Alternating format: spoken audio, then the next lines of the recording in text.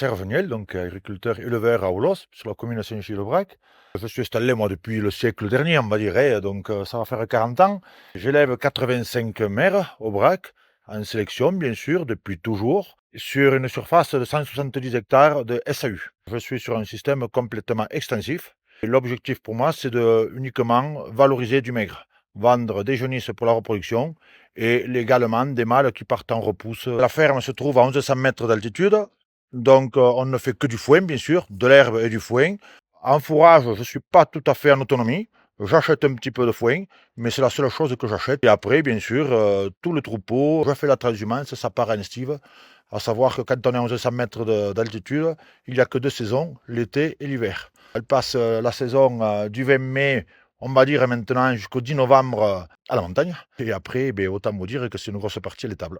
Je présente régional, j'avais inscrit régional donc pour l'Est Sélection à Paris, il a été lui-même retenu. Donc c'est un taureau qui est né sur mon exploitation, qui a aujourd'hui 6 ans. Né d'une vache qui s'appelle Montagne, qui est une très grosse vache, issue elle-même d'un taureau qui était passé en station. Alors il faut reconnaître que régional, il a eu un parcours assez exemplaire, puisque jeune, je l'avais mis en station d'évaluation. Il avait fait un bon parcours.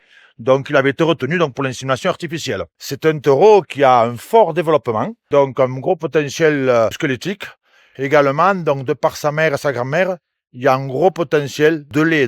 Je l'ai souhaité le présenter à la sélection parce que ça fait partie aussi de la fierté de l'éleveur.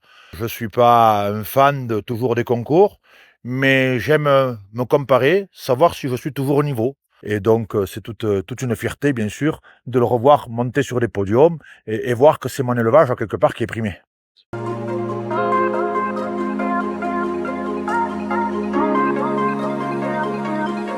Depuis toujours, ici, on a fait la transhumance, mais je crois que c'est vital et c'est nécessaire à la fois pour la race et à la fois pour le territoire.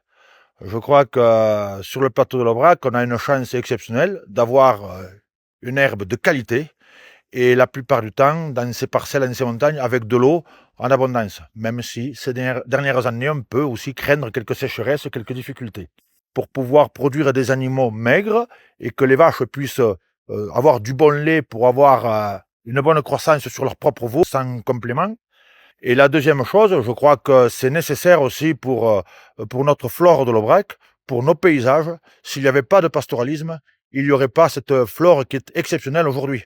À savoir que la plupart des plantes, il faut qu'elles passent quelquefois par les rumens, justement, pour se rensemencer. La fête de la transhumance à Aubrac a été relancée en même temps que la race d'Aubrac a été relancée, d'ailleurs, dans les années 80. Aujourd'hui, notre fierté, bien sûr, c'est de montrer notre élevage, nos systèmes et nos pratiques d'élevage. Avoir ces troupeaux qui font des kilomètres à pied par jour pour dire de valoriser cette herbe, ce grossier. Et puis ensuite, ce côté un peu festif qui est venu plus tard. Aujourd'hui, on pourrait dire une fête nationale, puisqu'on a des gens de tous les départements de France qui viennent. Et c'est pour montrer nos savoir-faire et la qualité de nos produits.